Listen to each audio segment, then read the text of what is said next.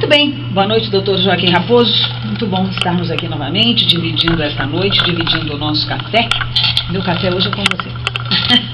Com o maior prazer, Hilda. Uma boa noite a todo o pessoal que nos ouve, o pessoal que nos vê no Facebook também. Exatamente.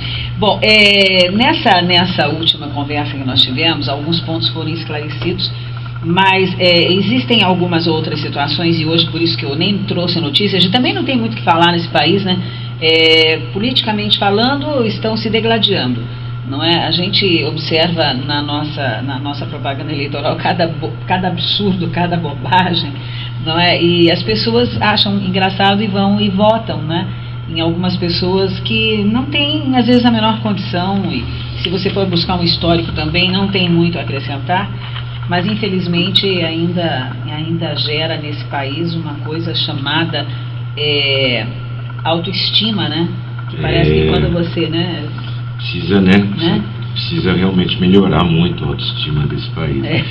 Mas eu ia comentar com você que eu estava sentindo falta da revista Veja, né? Que costuma chegar no sábado, no domingo, né? E hoje, quando eu estou saindo de casa, olho no jardim, tá lá a revista Veja no meio do jardim, e foi jogada lá e lá ficou, né? E tem na capa uma candidata que está sendo muito crucificada, né? E eu fiquei com vontade de ver a reportagem sobre essa candidata e acabei me embrenhando ali no quintal, né? E peguei a revista, guardei em casa e fui pro consultório. Quando eu chego lá, os pacientes falam: mas doutor, o senhor tá cheio de carrapicho. Então, eu falei: é por causa da candidata. Aí todo mundo arregalou um olhão.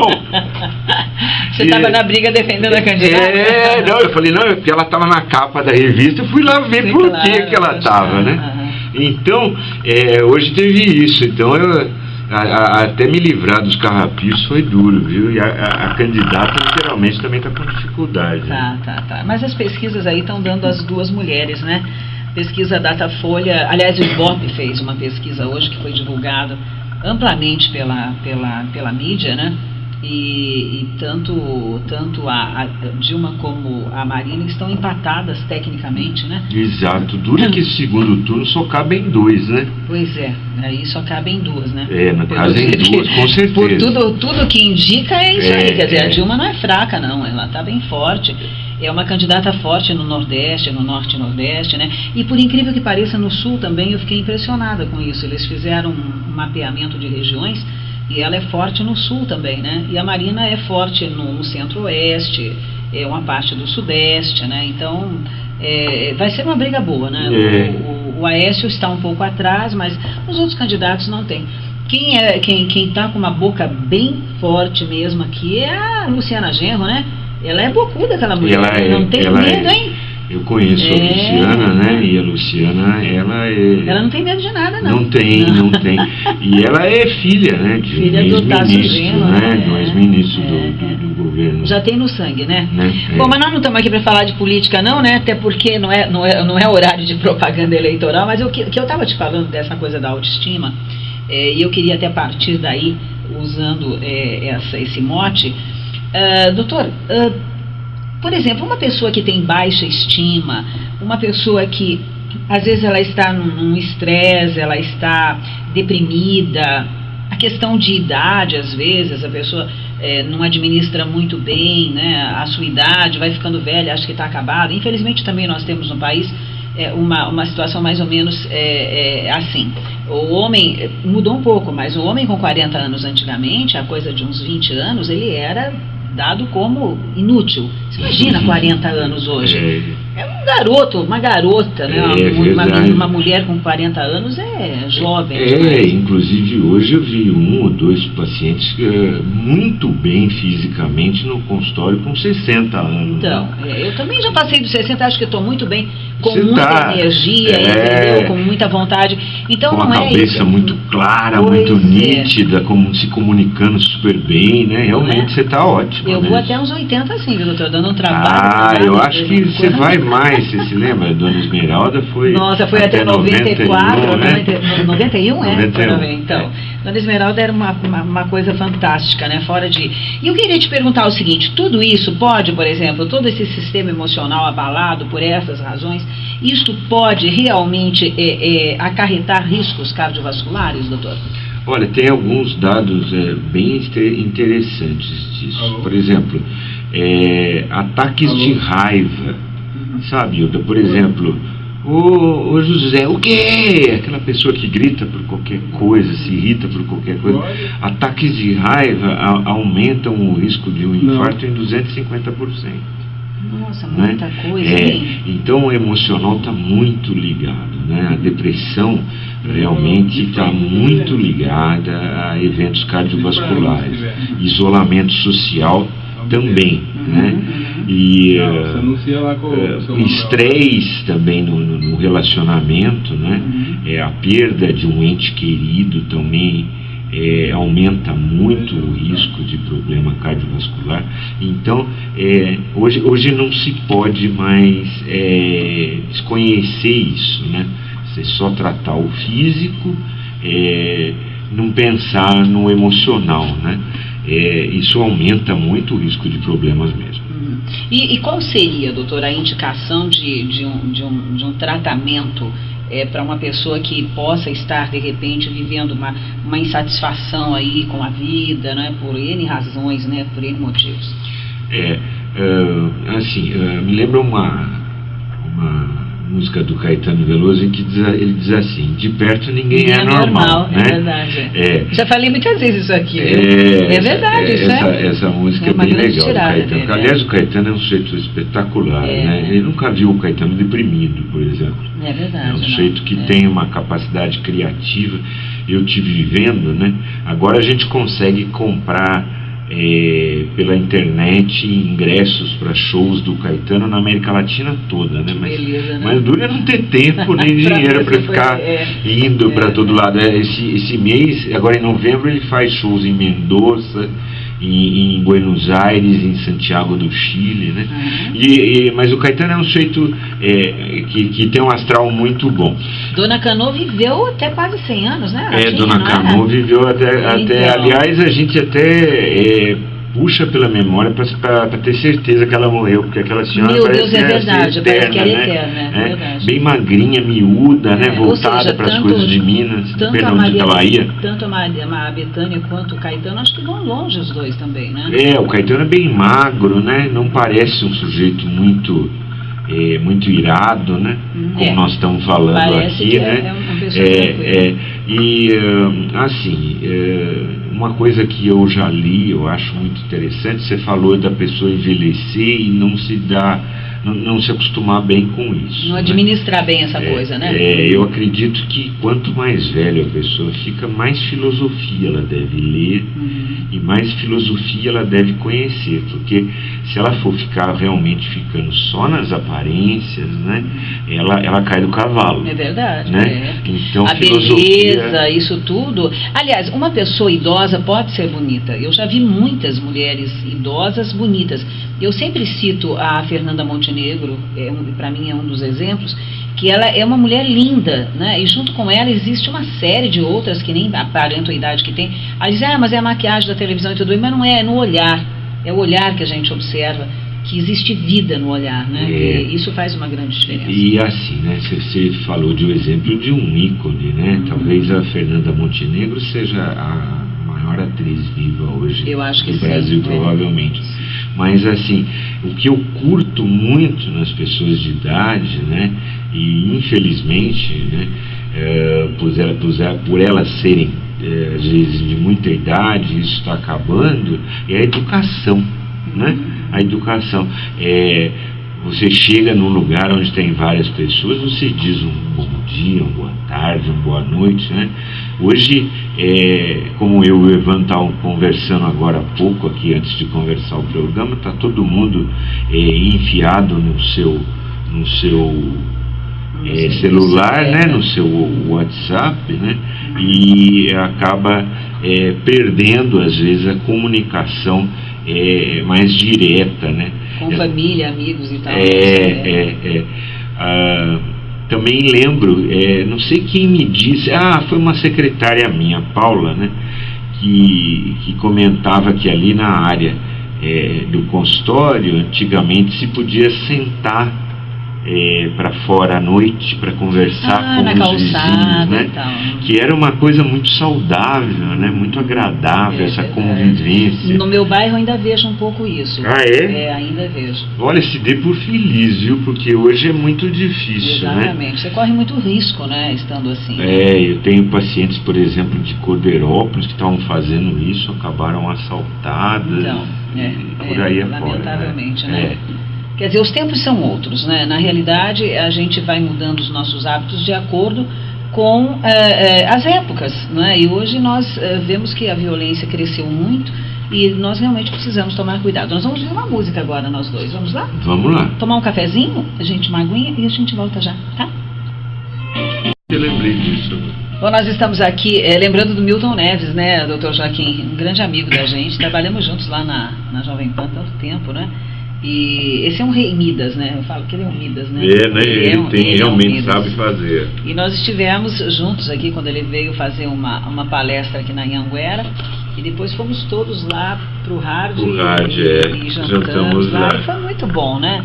Então, você estava falando do Milton Neves, eu lembrei. O Milton Neves, ele tem um estilo meio assim, meio quietão, parece que meio, né, embutido, não sei, né? Mas até que ele se solta, né? Quando ele fala, né? Ele é um jeito extrovertido. Não parece não, viu, gente? Parece que ele anda meio assim, até encurvado e tal, mas eu acho assim, quanto mais responsabilidade, eu acho que a pessoa eu acho que pesa, né? Isso pesa um pouco, né? Pois é, mas deixa eu te perguntar uma coisa que eu acho que é legal a gente falar para os nossos ouvintes, que tem gente que vai jogar futebol fim de semana. Não é o caso aqui do Evandro, tá? O Evandro faz academia e tudo, então quer dizer, ele já está condicionado. Mas uma pessoa, doutor, que vai, por exemplo, vai fazer o seu futebol de fim de semana, ele não está habituado, e eu estou te falando isso porque eu não sei se tem a ver com os atletas, mas o meia Neto Maranhão, que jogava no Potiguar lá de Mossoró, 28 anos o menino, ele num treino lá do time, ele acabou morrendo. Passou mal, teve uma parada cardiorrespiratória, foi para o hospital e acabou morrendo. Vira e mexe, isso acontece com os jovens, né? Por isso que é importante uma avaliação cardiológica antes do esporte, né? Esses casos, os últimos estudos têm mostrado que é mais uma doença do músculo cardíaco, chamada miocardiopatia septal assimétrica, né? E que ela, quando não detectada, né, ao esporte, ela pode desenvolver arritmia e aí ter esse tipo de problema, né? Mas isso, ele 28 anos, muito jovem, isso não tem a ver com idade, com nada, doutor? Olha, isso é uma coisa, é uma herança genética, né? A miocardiopatia hipertrófica é o mais frequente. Depois vem também a doença coronária, né? Sim. Porque o que acontece é que ainda hoje os jovens ainda fumam bastante, né? Às vezes ganham um pouco de peso, aumentam um pouco o colesterol, o triglicérides, e fumando, né? Você acaba aumentando, quantos mais fatores de risco, mais chance de ter o problema. Sim. Então, e tem alguns estudos, né? Inclusive feitos, uma parte deles aqui em Leme, pelo Dr. Zequinha, que é da Sociedade de Cardiologia do Estado de São Paulo, mostrando que o número de fator de risco no jovem e no adolescente chega a 15, 18, 20%. Então, precisa dar uma olhada mesmo para fazer esporte, né? Isso tem a ver um pouco com a alimentação, doutor? Os fast foods da vida aí, porque os jovens abusam muito, né? Eles gostam muito de fast food, né? E assim, estão numa idade que acham que nada vai acontecer, né? E é raro, mas alguma coisa acontece, né? Vez por outra, tem alguém que tem alguma coisa fazendo esporte, né? Geralmente, mais frequente é a miocardiopatia hipertrófica, mas logo em seguida vem a doença, o infarto, do miocárdio, né? AVC também, né? AVC também, com elevações de pressão muito grandes, né? Esses dias eu vi um amigo falando que acabou indo para o hospital e quando deu uma olhada a pressão estava 17/12. Aonde? 17/12. É muita, porque assim, uma delas estava, quer dizer, a alta estava alterada, né? Mas a baixa estava boa, não, né? A baixa estava bem alta. É muito alta, né? E a de cima, né? A sistólica também está alta, né? O que acontece é que em pronto-socorro, às vezes lugar estressante, né? Chegada de ambulâncias, outros doentes, né? Às vezes com quadros de dor, se contorcendo de dor, isso estressa muito o paciente. Então, eu digo assim, não é o melhor lugar para fazer diagnóstico de hipertensão, né? Isso é melhor no consultório, no ambulatório, né? Depois de meia hora de repouso, sem ter fumado, sem ter tomado café. O certo é não fumar, né, doutor? A incidência maior em homens ou mulheres problemas assim cardiovasculares, cardíacos, problemas dessa área de coração? Infelizmente, hoje em dia as mulheres avançaram, elas fumam mais, às vezes são sedentárias, né, ganham peso, né, se estressam em cargos muitas vezes importantes, como até presidente da República, né? E isso fez com que as mulheres aumentassem a frequência, e hoje é praticamente igualada. Está igual. Só que o infarto na mulher é muito mais grave. É muito mais grave. Né? Vamos dizer, como se o músculo tivesse menos preparado para uma situação assim, de um estresse tão grande, né? Então, por isso que é importante, mas a mulher vai mais ao médico do que o homem, né? Sim, mas doutor, os sintomas então do homem e da mulher são diferentes, então? Olha, podem ser diferentes, sim, né? A mulher, muitas vezes a mulher jovem pode ter uma dor que sugere muito ser uma dor de insuficiência coronária, e quando você vai fazer os exames encontra nada ou muito pouco, né?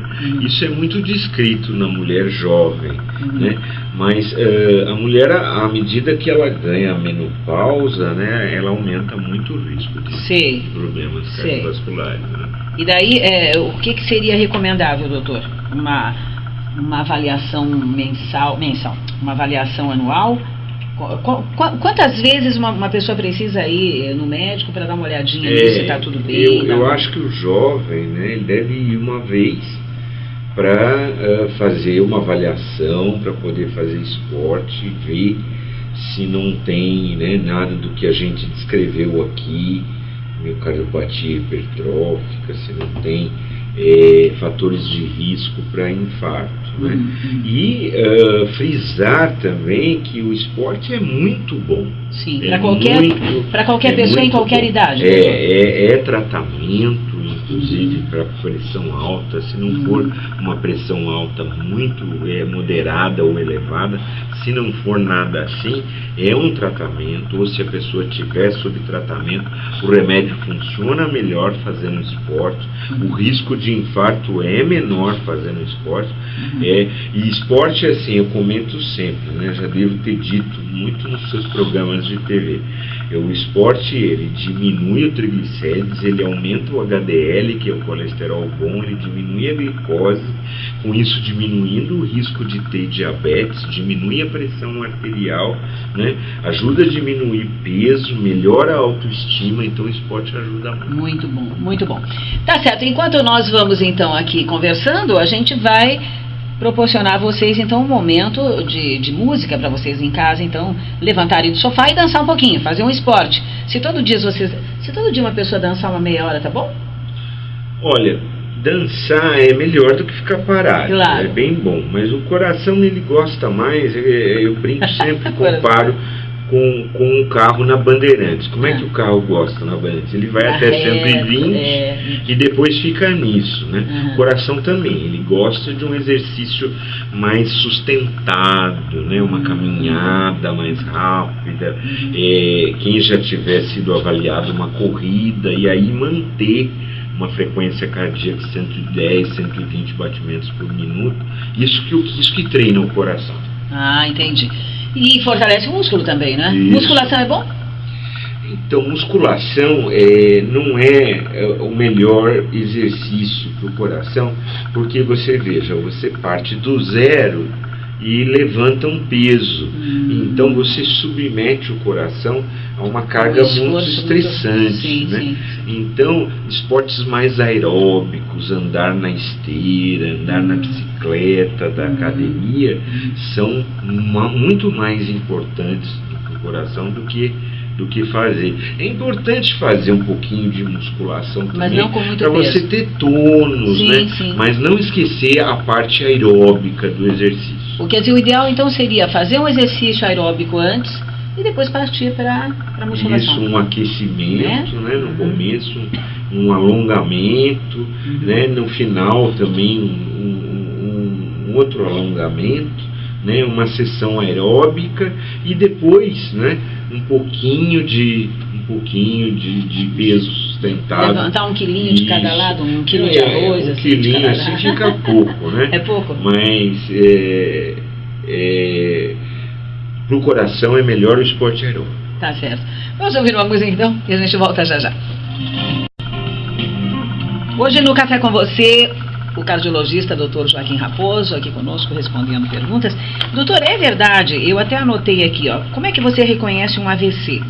Diz que você tem que pedir para a pessoa rir, levantar os braços e ela não consegue. Para ela dizer uma frase simples, por exemplo, o dia hoje está bonito, também diz que ela não vai conseguir. E para pedir para a pessoa mostrar a língua, se a língua estiver meio virada para um lado. É verdade isso? Isso pode ser para uma pessoa leiga, pode ser pode dar uma boa ideia. E daí, se a pessoa não estiver legal, faz o quê? Chama o médico ou já leva para o pronto-socorro?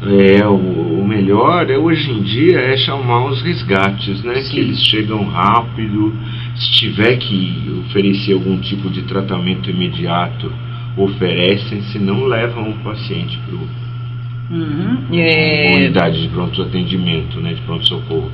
Bom, eu queria só que o doutor falasse o seguinte, a diferença que existe entre o derrame cerebral comumente falado, né, que é o AVC, o acidente vascular cerebral, e o infarto, né? São coisas diferenciadas, com sintomas diferenciados também?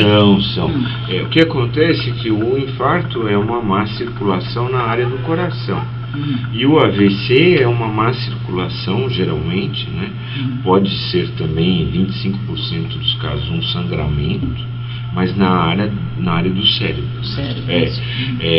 A hipertensão arterial, ela está relacionada em 51% dos AVCs com déficit circulatório, né? E em 35% dos AVCs por um pico de hipertensão e um sangramento cerebral. Existem pessoas, doutor, que não vão ao médico porque tem medo. Tem medo. Eu não vou porque daí você vai, quem procura acha. É aquela frase famosa. Então, isso é verdade? Procede? Olha, existem pessoas que passam uma vida sem necessidade? Quando eu fiz o doutorado em cardiologia lá no Instituto do Coração, eu aprendi uma coisa que eu acho que serve para quase tudo. Todo problema que você desconhece, ele só vai aumentando. Né? Então, assim, é importante você se prevenir das coisas, dos problemas cardiovasculares. Se você atrasa isso, se você não faz, foge, né, você pode vir a encontrar um problema maior pela frente. Por que eu lembrei do meu doutorado em cardiologia? Porque eu me lembro como se fosse hoje eu acho interessante relatar aqui.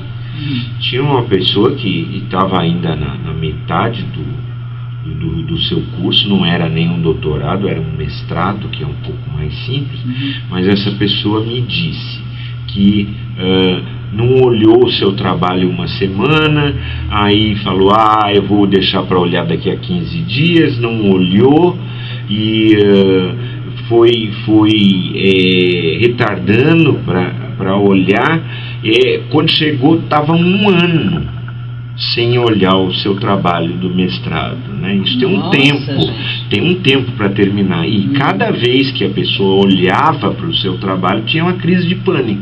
Claro, porque né? Aí sobrecarregou. Porque não sabia mais nem em que pé estava o seu trabalho, né?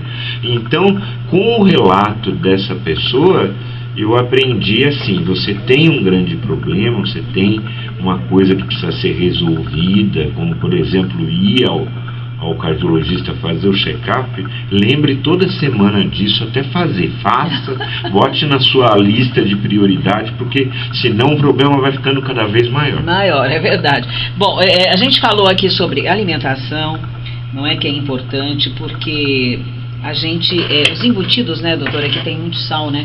O sal na comida prejudica bastante, né? Os embutidos, eles estão, infelizmente, né, porque eles são bastante saborosos, muito, né?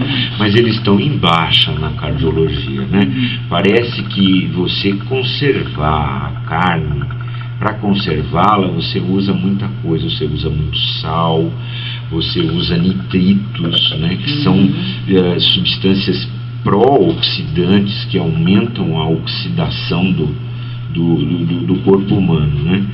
Parece que era uma coisa meio fácil de entender, né? Você manter uma carne que não estrague por 3, 4, 6 meses, alguma coisa de errado deve ter, né? Então, os embutidos não passam por um bom momento na cardiologia, não.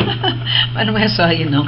Muita gente que faz regime, então, deixam até de comer carne. Aliás, me ocorreu isso, doutor. A carne vermelha, ela consumida em excesso, ela pode também, né, trazer alguns prejuízos. A carne vermelha consumida em excesso, né, ela aumenta o colesterol, porque a carne, dependendo, a maioria das carnes é rica em colesterol, né? Ela pode aumentar a irritabilidade da pessoa, só comer muita carne, né?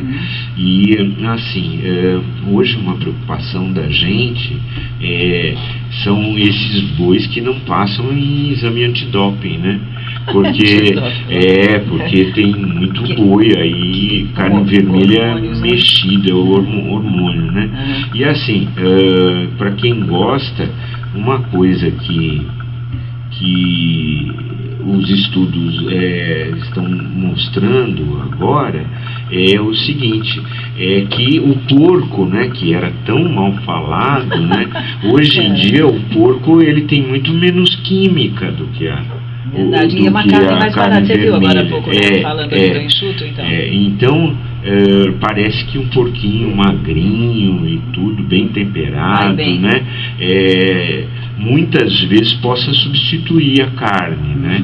Inclusive também procurar saber qual a procedência do frango que você compra, que ele também... Difícil, hein, doutor? Né? Porque você, pela companhia que você está comprando o frango, né? Procurar comprá-lo de uma marca legal, mais conceituada, que descreva o seu modelo de produção daquela carne, é melhor, porque senão o que se faz hoje são químicas usadas para fazer o frango e o boi crescerem muito rápido. Muito rápido, e cozinham muito rápido também, né?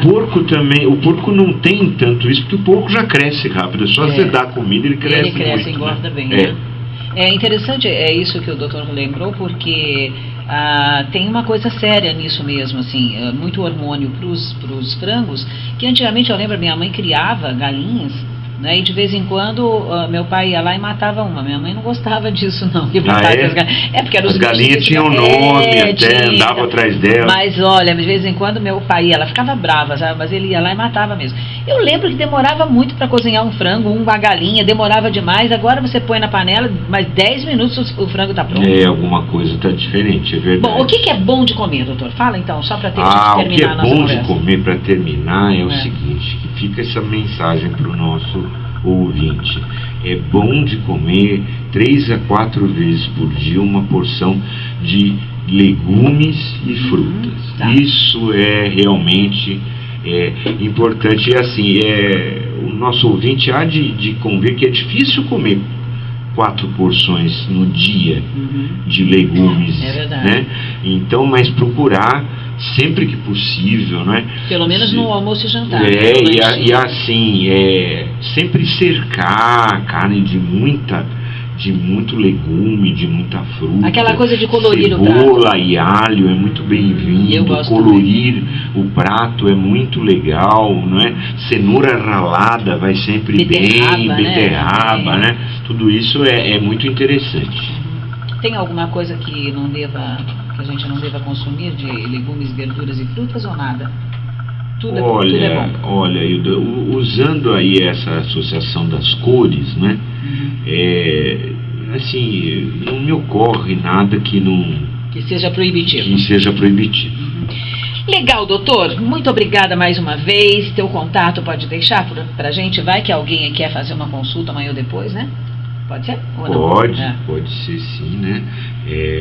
Telefone? O telefone é o 1934521666. Repita. 1934521666. E o doutor trabalha em Campinas, em Limeira e... Isso, eu trabalho em Limeira, trabalho em Corderópolis também, né? E ainda estou associado ao Instituto do Coração em São Paulo. Né? Tá bom, então. Muito obrigada, queridos. Um beijo grande. Foi muito bom ficarmos aqui na sua companhia. Amanhã, se Deus quiser, eu estou de volta. E amanhã nós vamos falar de moda, lembra? Amanhã o San Cesário vai estar conosco. Beijo grande, que Deus abençoe cada um de vocês. Que a graça e a paz do Senhor esteja no lar de todos. Beijo, até lá.